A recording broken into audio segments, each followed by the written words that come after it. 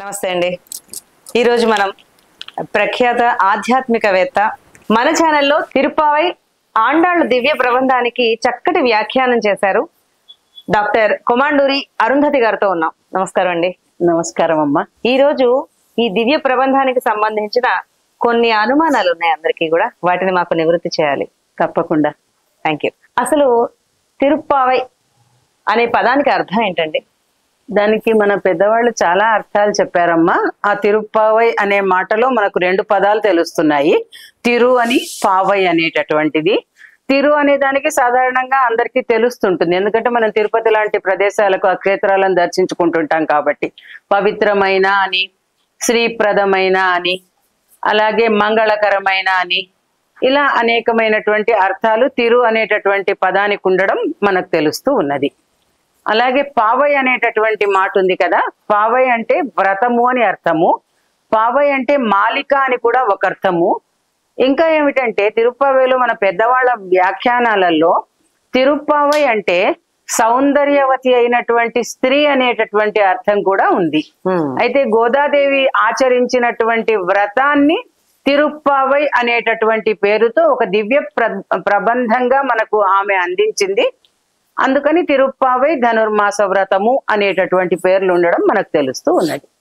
అయితే గోదాదేవికి అసలు ఎవరి అంశతో జన్మించింది, అలాగే ఆవిడని ఆండాళ్ళు అని ఎందుకంటారు?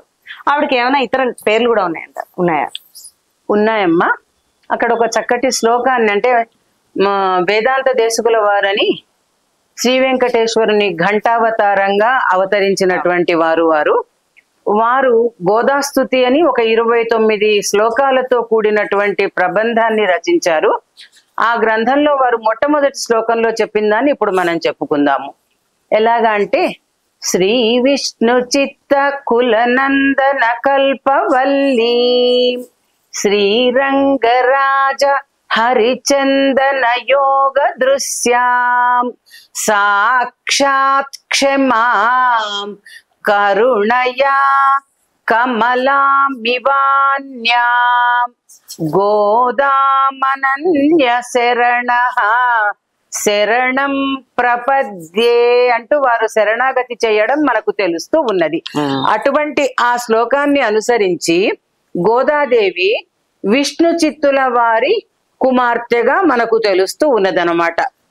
అలాగే సాక్షాత్తుగా భూదేవి అంశతో శ్రీదేవి స్వరూపంగా విష్ణు చిత్తుల వారికి తులసి వనంలో లభించడం అనేటటువంటిది మనకు తెలుస్తూ ఉన్నది. అలనాడు జనక మహర్షికి నాగేటి చాలులో సీతమ్మ తల్లి లభించినట్లుగా ఆ విష్ణు చిత్తుల వారు శ్రీవిల్లిపుత్తూరు అనేటటువంటి దివ్య దేశంలో అక్కడున్న వటపత్ర సాయికి పుష్పమాల కైంకర్యాలు చేసేవారు. ఆ పువ్వుల కొరకు, తులసి కొరకు ఒక చక్కటి వనాన్ని కూడా ఆయన పెంచడం చేశారు. అక్కడ తులసి పాదులు చేస్తూ ఉన్న సమయంలో, తులసి మొక్కలకు పాదులు చేస్తున్న సమయంలో ఈ గోదాదేవి ఒక చిన్న బాలికగా అయోనిజగా లభించడం అనేటటువంటిది మనకు తెలుస్తూ ఉన్నది.